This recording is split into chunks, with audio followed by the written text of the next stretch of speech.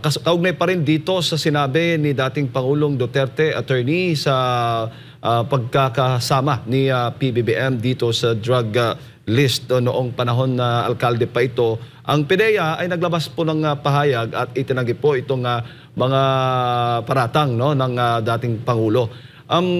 Bilang alam ko, si dating Pangulong Duterte talagang abogado na sa matagal na panahon at talagang bihasa, no?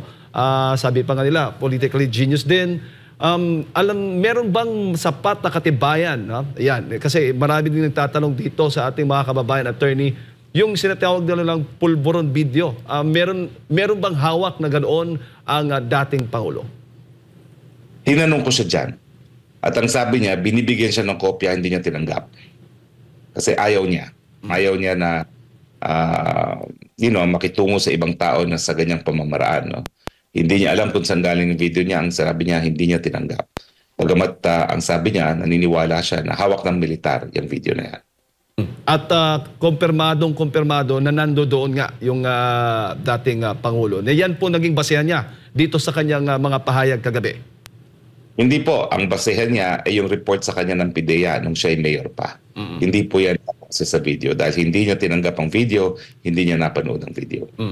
Ayan. So paano yan, attorney? Anong mangyayari ngayon? Sabi din ng mga kababayan natin, umpisa na ba ito ng pagkakawatak-watak ng unit team? Well, ang aking posisyon naman dyan, ang nakaupo sa pwesto ay ang mga Marcoses. No? So sila ang may hawak ng kapangyarihan. O pwede namang mabaliwala ang mga sinasabi ni Presidente Duterte, pero pwede namang maseryoso. Pero kung ako ang nasa kampo ng mga Marcoses, ako'y uupo at ako'y makikipag-usap kay Presidente Duterte kung paano maayos itong gusot sa kanilang relasyon.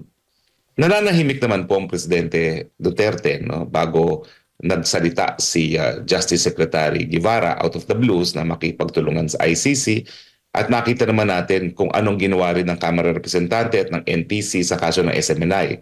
Na bagamat walang bisa yung resolusyon na ipinasa ng Kamara, sinunod din ng National Telecommunications Commission na siyang model ng mga gawain ni Mr. Speaker at ng kanyang mga kaalyado niya sa Kamara de Representante.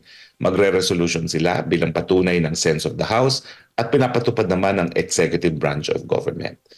Now, ang nakakatakot kasi dito, tatapatan na tayo, kung totoo ang sinasabi ni Presidente na hanggang ngayon ay drug addict itong si Presidente Marcos at sa tingin ko naman wala pang sapat na katibayan para tayo mag-conclude ng ganyan. Pero kung totoo lang, yan po ay kumbaga magpapaliwanag kung bakit napakatapang ni Mr. Speaker na suwayin ang mga deklarasyon ng ating Presidente. Kasi kung totoo pala yan na siya ay gumagamit ng pinagbabawal na droga, totoo na iba ang may hawak ng kapangyarihan sa ating bayan, no? So ang aking pananaw diyan that would explain many things na hindi natin maintindihan na kung bakit siya ang presidente hindi nasusunod ang gusto niya, no? Dahil parang merong iba talagang nagpapatakbo ng gobyerno. Kaya sana hindi nga po totoo yan at ako'y nagdadasal sana po mapasinungalingan ni Presidente BBM ang mga parata nga ni dating Presidente Duterte. Ang pulso ng ating mga kababayan, attorney, nagsasabi na dapat magpa-drug test, live drug test daw si Pangulong Bongbong Marcos at alam natin hindi lang basta drug test sa pamamagitan ng sa dugo daw at saka sa ano pa yung proseso na yan, dapat dun sa buhok daw ite-test. Tama ba? Ano bang mga proseso na nalalaman po ninyo? Well, nung minsan sinabi ko na rin yan, no, na ayaw ko na tinatawag nga na drug ating presidente at ang tanging paraan para mapasinungalingan yan ay sa pamamagitan ng siyensya. So sa akin, gamitin sana ng siyensya para once and for all, mabauna itong isyong ito, no, at mapatunayan na hindi talaga siya drug addict na gaya nga na sinabi ngayon ng ating presidente, dating Presidenteng Duterte.